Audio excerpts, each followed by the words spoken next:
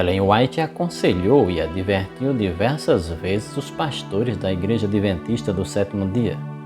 Como seres humanos, esses líderes não eram e não são infalíveis. Em seus dias, ela notou uma falha que era cometida por alguns obreiros da igreja. Alguns obreiros, com boas intenções, porém equivocados, queriam ver o número de membros da igreja aumentar rapidamente e não estavam apresentando as exigências básicas do Evangelho em sua plenitude aos interessados. Ellen White advertiu acerca do efeito adverso que esta prática teria sobre o futuro da igreja. Veja o que ela escreveu. A aquisição de membros que não foram renovados no coração e reformados na vida é uma fonte de fraqueza para a igreja. Este fato é muitas vezes passado por alto. Alguns pastores e igrejas acham-se tão desejosos de assegurar um aumento de membros que não dão testemunho fiel contra hábitos e costumes não cristãos. Aos que aceitam a verdade não é ensinado que eles não podem, sem perigo, ser mundanos em sua conduta, ao passo que de nome são cristãos.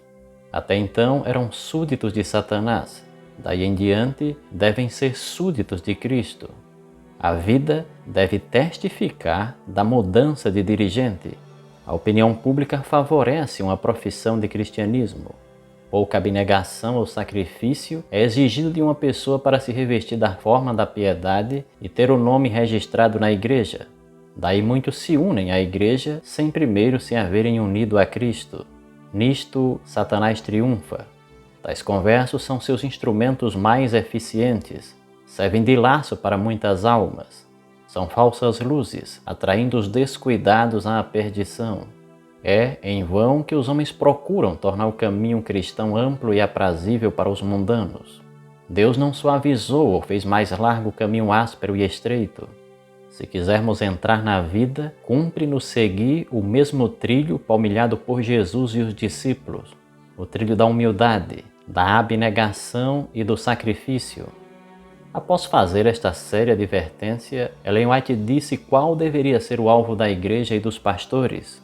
Ela escreveu: os pastores que trabalham em cidades e vilas para apresentar a verdade não se devem sentir contentes nem achar que sua obra findou, enquanto os que aceitaram a teoria da verdade não compreendem de fato o efeito de seu poder santificador e estiverem verdadeiramente convertidos a Deus. Ele se agradaria mais de ter 6 pessoas realmente convertidas à verdade como resultado do trabalho deles do que 60 que fazem profissão de fé nominal, mas não se converteram de todo. Esses pastores devem dedicar menos tempo a pregar sermões e reservarem parte de suas energias para visitar e orar com os que estão interessados, dando-lhes piedosa instrução a fim de poderem apresentar todo o homem perfeito em Cristo Jesus. Colossenses 1, verso 28. Depois, ela apresenta o perfil dos pastores que deveriam estar na condução da obra de salvação dos perdidos. Ela escreveu: o amor de Deus deve viver no coração do ensinador da verdade. Seu coração deve estar possuído daquele profundo e fervente amor que havia em Cristo. Então, ele fluirá para os outros. Os pastores devem ensinar que todos os que aceitam a verdade devem produzir frutos para a glória de Deus. Cumpre-lhes ensinar que o sacrifício deve ser praticado diariamente, que muitas coisas que foram acariciadas devem ser entregues e que muitos deveres, por desagradáveis que pareçam, precisam ser cumpridos. Interesses comerciais, afeições sociais, comodidade, honra, reputação, em suma tudo deve ser posto em sujeição às reivindicações de Cristo, superiores e sempre supremas. Ellen White cria ser dever dos obreiros ensinar a verdade de modo pleno, mesmo que isto resultasse em um menor número de conversos. Veja o que ela escreveu.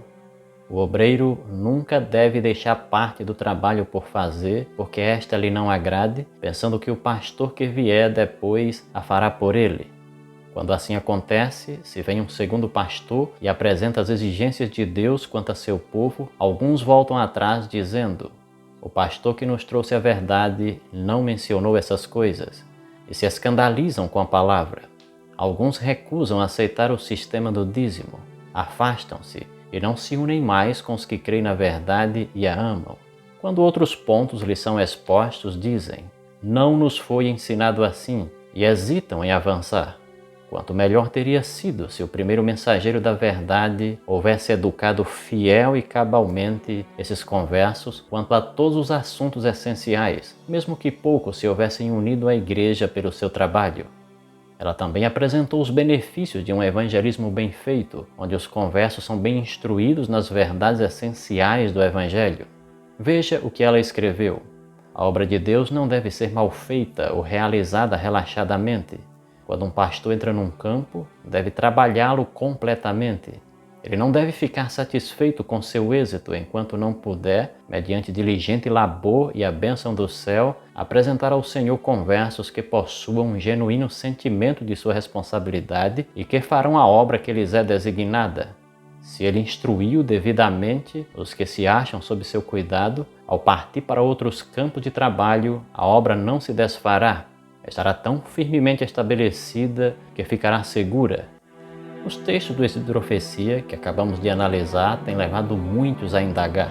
Tem havido pressa no evangelismo da Igreja Adventista do Sétimo Dia, ao ponto de os conversos não serem instruídos e convertidos às verdades da Palavra de Deus? Até que ponto isto tem contribuído para a grande apostasia testemunhada em muitas de nossas igrejas? É preciso uma reforma nos métodos de evangelismo da Igreja Adventista do Sétimo Dia? Oremos para que Deus prepare a sua igreja para cumprir sua missão de preparar um povo para a volta do nosso Senhor Jesus. Se você gostou, meu amigo, desse vídeo, se inscreva no canal, toque no sininho para receber notificações de vídeos novos, deixe seus comentários e sugestões e participe do nosso canal.